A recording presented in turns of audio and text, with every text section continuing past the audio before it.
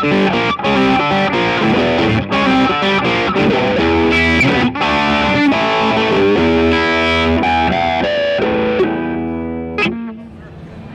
guys, I'm Sean Hammond with PremierGuitar.com. We are at Summer NAMM 2017 in Nashville. We're talking to Paul from Blackstar Amps, and we've got Jay on guitar over there. Paul, you're actually the designer of Blackstar Amps, right? Or some of them? I'm called senior designer, but I'm part of a team. Okay. It's a team of really great engineers, and we all have our important bits to do. It's been a lot of people worked on this range, really. Yeah. Okay. Well, you helped to work on this new series that you're showing at the show. What's it called? This is Venue Mk1. Now, obviously, Venue Mk1 has been a great success for us for the previous 5 or so years, and we've listened to what the market wanted, what our customers wanted for the a guitar amp in 2017, and we've tried to apply as much as we could to this new range. So there's new features. We've refined the sounds, completely changed the foot switching. We've made some of the things smaller, all sorts of stuff. What we're going to mainly look at is the 100 watt version. So this is the one with all the features on. So what was the basic architecture for those who aren't familiar with the Mk1 series? They're tube amps, right. But we also have quite a mix of other technology in there as well, like digital reverb and other features which I can come on to in like with the rear panel. But basically they are tube amps. I mean, it's got 4 EL34s in, 2 you say 1287s, we say EC83s. So it is a tube amp. So most of the tone is being generated through the traditional way, but then we're using modern technology for a lot of the other features that people are expecting now on on a modern 21st century guitar amplifier. It's something that Blackstar have never really been stuck with any kind of dogma of the past like some people are with tube amp designs. We're quite happy to use what we need to get the sound that we want. Now, one of the knobs that's unique on these amps, I can't remember if it's only this series, is the ISF knob, right? It's originally that was on Series 1, it's a patent feature of ours, and yes, we do feature it within the tone control section of the Overdrive channels, and it allows you to sweep between, we say, a US to a UK sound, and it's mainly controlling the mid-range. I've spoken to lots of sound engineers who are really, really happy with that because they can really fine-tune the mid-range, which is where most of the voice of the guitar is really anyway, and it helps to define one guitar sound from another and help to make the guitar sound be prominent in a mix without clouding into like vocal areas or stuff like that. So yeah, it's a really important feature of ours. Yeah. Cool. Now, is it a 2-channel amp? Actually, kind of more than that, really. I mean, we have really it's three channels, but each of those channels has 2 distinct voices. So the clean channel, which has been completely redesigned for this range, has normal sound, which is a shimmery, we could say American sound in clean. Nice round bottom end, but clear and bright top end. And that's the first sound. Then by switching in the voicing switch, which you can do now on the front panel or the foot switch, it switches to more of a British chime kind of. Should we hurry and hear those two? Yeah, let's hear the first sound first. Voice 1. Yeah. Want to show us the clean? Voice 1. Voice 1. Yeah, here's voice 1 on the clean channel.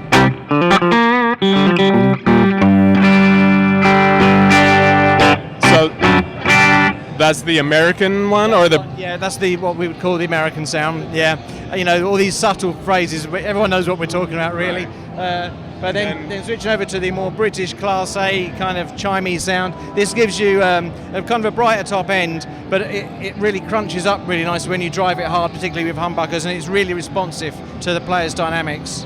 Show us, Jay. Nice and glassy. Now, as you can hear, it's crunching up more as you push it harder. So that's a 2-band EQ on there, and then there's 2 other channels that are identical, dirty channels, but you can voice, obviously. Yeah, they're not quite identical. They are actually voiced slightly differently with the EQ. But yeah, you've got 2 overdrive channels, and each of those has then, if I switch to OD1, each of these has a voicing switch as well. So it kind of, in a way, 6 channels with all the different voices, albeit with shared EQ on the overdrive channels.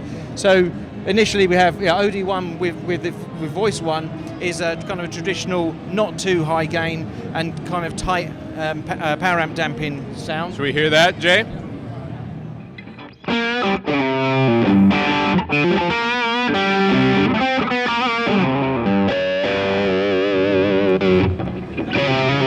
That's gone to voice 2 now. Okay.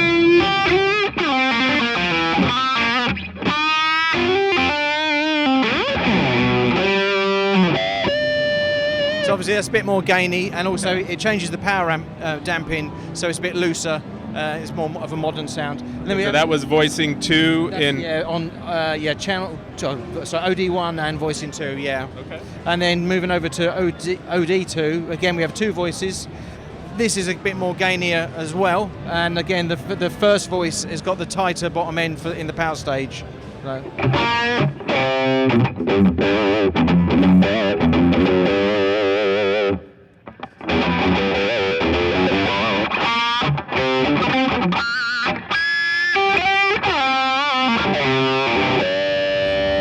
So again, yeah, Jay switched to the voice 2 option, which gives you the lower power amp damping. It also switches in a pre-overdrive mid boost, so it can make your playing a lot more fluid because you've got a lot more sustain there.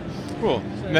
Yeah, moving on, we obviously have the standard EQ section that is Blackstar users will recognise with the previously mentioned ISF. Reverb, which we have 2 versions of, which can be selected on the rear panel. You can see up here, there's a reverb control, dark and light, gives you 2 different options for reverb. Then resonance and presence, master volume, and then lastly the switch at the end. On all the amplifiers, we have a power switch, which enables you to switch from the 100 watt, or on this one, 100 watts down to 10 watts. On the other amps, it's a similar 10%, reduction. So you can switch from obviously a high volume to a much lower volume, which is easier for recording or practicing with. And it's all done, it's actually literally reducing the power stage rather than loading it differently. So it retains all of your the tonal changes that you get when you drive the power amp harder. And it doesn't affect the tube life either. So Now, those two different.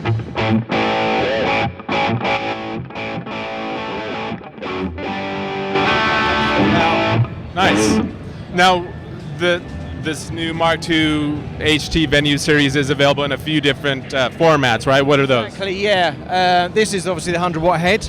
Behind me we have a 50 watt head, which is a 2-channel version of this. Still EL34s? Yes, there's 2 EL34s in there. Then we have 3 different combos. There's a 2x12 combo, 60 watts, which is very similar.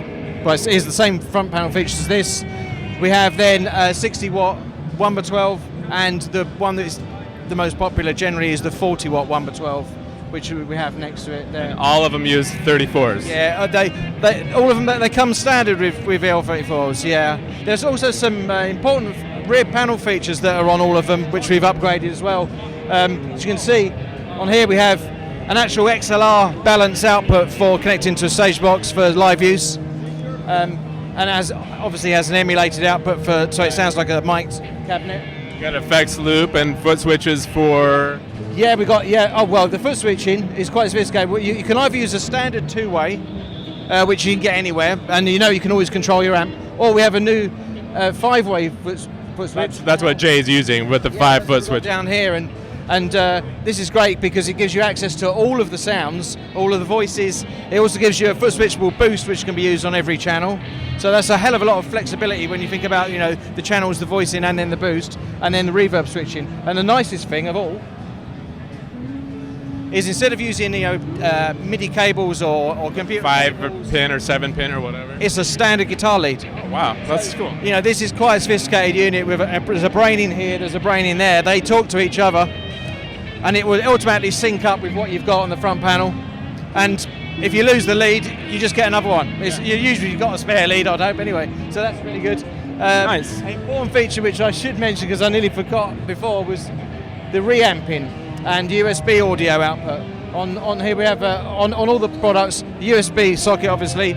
You can connect 4 channels into your recording device. You can record the dry signal, your preamp out, and also stereo emulated output, all into your recording software. Nice. Then by pressing the reamp button, obviously you see the LED comes on, that will now accept the dry signal into the amplifier from your recording software, and yeah, it was good. And then you can do reamping by adjusting the controls, and then output the signal again from the same lead. So it's one connection between the amplifier and your recording software, and you can record and do reamping in one go. Wow, it's pretty feature packed, man. What is the price range on these? Right. Okay. You got to look at your price sheet. Yeah, Please sorry. hold. I'm a mere engineer, and I can tell you how much the things cost inside. You know, but I have to always refer to. All right, he's got the sheet out here. So. Yeah, just right. Okay. Well, what we were looking at, the 100-watt head, the map is 899. That's basically street price. Yeah, and then the most popular in range, the 40-watt combo, is where is it? That's Club 40. Yeah, that's 699. Nice. And it's Celestian speakers throughout the combos as well. Very cool. Yeah. Well, thanks for joining us, Jay. Paul, do you want to tell everyone where to go online to find out more about these and everything else that Blackstar does? BlackstarAmps.com. It's probably the best resource for that initially, and that will direct you wherever you need to. Yeah. Thanks, Paul. Thanks for joining us, guys. I'm Sean Hammond for PremierGuitar.com.